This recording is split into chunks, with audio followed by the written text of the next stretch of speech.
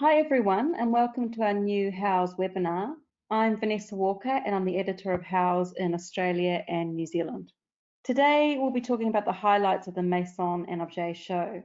Twice a year, the Maison Objet fair, normally held in Paris in France, is the essential destination for fans of lifestyle and decor. But due to the pandemic, the January 2021 fair was replaced by the Digital Talks, a series of online seminars spread over 8 weeks in February and March. Houzz editorial was there to check in on product highlights and the trends coming to our homes, indoors and out. We'll give you all the info on the top interior and also exterior trends for 2021, as spotted by the Houzz team during M&O's digital fair. All the panel discussions were talking about the pandemic and all the new needs that had arisen. If I had to give my top 3 topics about the digital fair, it would be 1, the accelerating or the increase of environmental awareness because the issue of sustainable development. 2, the search for more customization in our interiors with unique pieces. And 3, the need for well-being, whether in our workplaces or our exteriors or our interiors. Maison Objet spotlights a central theme every year, and it's interpreted through brands, new offerings, and expert trend predictions. In the absence of an in-person event, we were able to discover new products on the online platform. This edition put a renewed focus on the theme of work, which has appeared at the last few installments of the fair.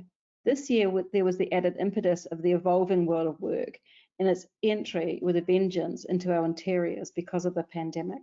In his seminar, Well at Work, trend forecaster Vincent Gregor at the Nellie Roddy Agency analysed the new norms of the world of work and the manner in which they're impacting people and our quality of life. By making its incursion into the private sphere, the world of work will leave an enduring mark and promote a hybrid lifestyle, he said. The first point is more connections. The new regime of remote work has highlighted how difficult it is to create a perfect bubble at home. Brands are responding to the situation by developing more effective solutions for isolating workspaces and reducing ambient noise. On the other hand, remote work has physically interrupted connections with others.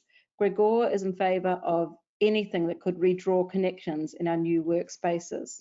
The second is more well-being. Moreover, Gregor notes that the pandemic has introduced a lot of stress into our lives, impacting both our day-to-day lives and our work. Then, more good humour. Ensuring that we no longer see the workspace as a hostile environment is a priority.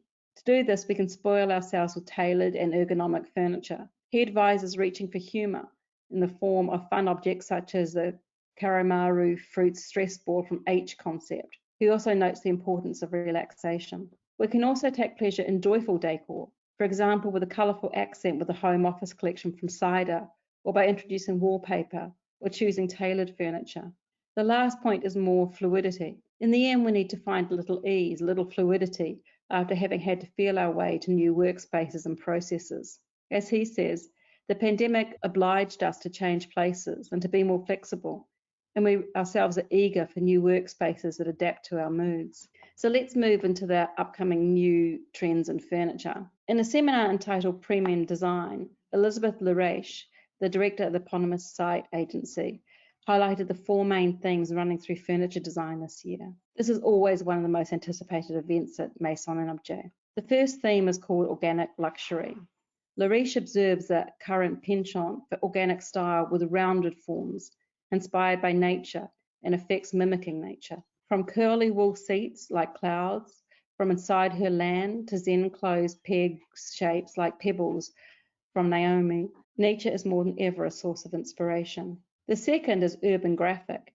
Drawing on Bauhaus, the Vienna Secession, and 20th century modernist architecture, the second trend Lareche presents, on the other hand, clean, rectilineal forms with contrast and graphic effects. The third trend is rooted in the heart of the 70s, bringing together furniture that is not unrelated to op art in all its patterns and colours.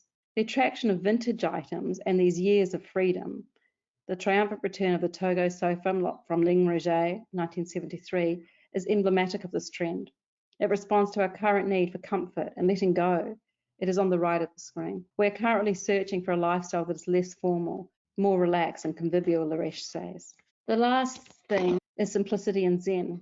It's about rediscovering expertise in the essence of nature. It's soft, comfortable, warm, and an authentic atmosphere that's somewhere between the city and the country. It's the influence of Scandinavian and Japanese lifestyles, a quest for well-being and disconnection that wholly fits the zeitgeist, Lariche says. For example, Red Edition has returned to one of the iconic sofas with light wood and very calming colours. That's on the right of the screen.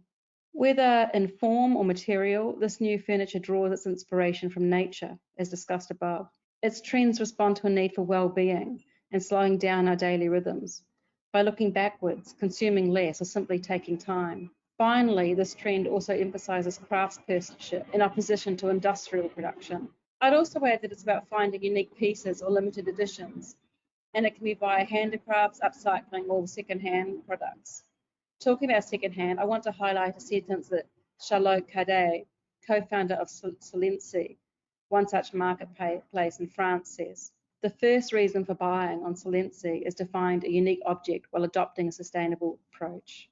Maison Objet also traces the evolution of outdoor decor. The director of the Home Department of Style Bureau, Fashion Snoops, J. Anna Mies, analysed the principal trend that will flow through gardens and terraces these next 2 years. The first trend is essential. Mies says that as a consequence of the pandemic, we're going to be learning and pushing the reset button and reducing the amount of excess we've been accumulating for years. So we're stripping down to the basics and relearning through self-reliability.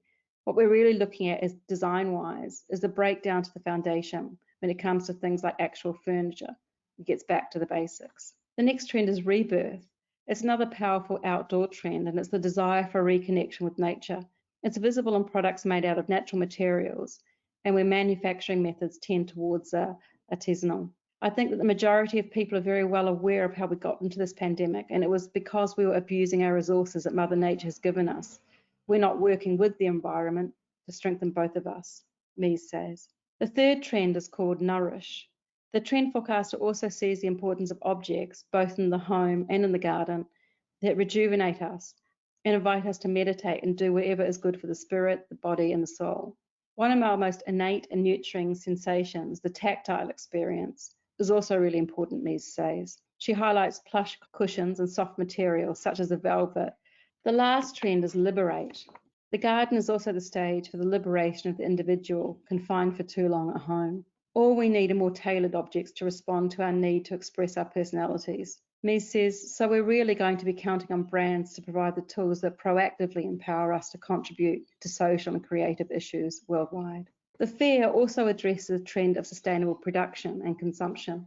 At her seminar on the development of sustainable consumption, Patricia Boussalil, Home, Environments and Design Director at Creative Strategy Agent Pecler's Paris, said that, quote, sustainable creation is a part of the process of meaning and value. We want to celebrate the ancestral principles of simplicity and naturalness. We want to find an artisanal anchor, but we also want to find innovation in order to have comfort and flexibility. The search for meaning and value in production. This refers to a new motivation behind sustainable production, stemming from the need to reconnect with nature that can be seen in the popularity of glamping, for example.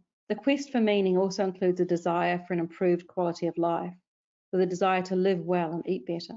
We're equally searching for the rehumanization of production. We see this in the popularity of DIY or young designers' love of natural materials. Sustainability also suits a new tempo.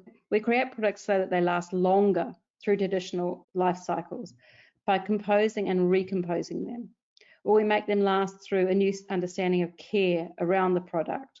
We are learning to repair, recycle, and renew product, Boussalil says. Transparency in the manufacturing of a product is also an essential point of this approach. In the end, sustainable manufacturing leans on innovation in terms of materials and ideas, and in particular for creating alternatives to plastic. To sum up this edition of Maison Objet in a few words, we could evoke the driving inspiration of nature, our need for comfort and reassurance, and the awareness of more virtual styles of living. Thank you for listening to this Houzz webinar. If you'd like to hear more about Houzz, or if you have any questions about the webinar or subjects you'd like to suggest, please contact int-marketing@houzz.com. Thank you very much.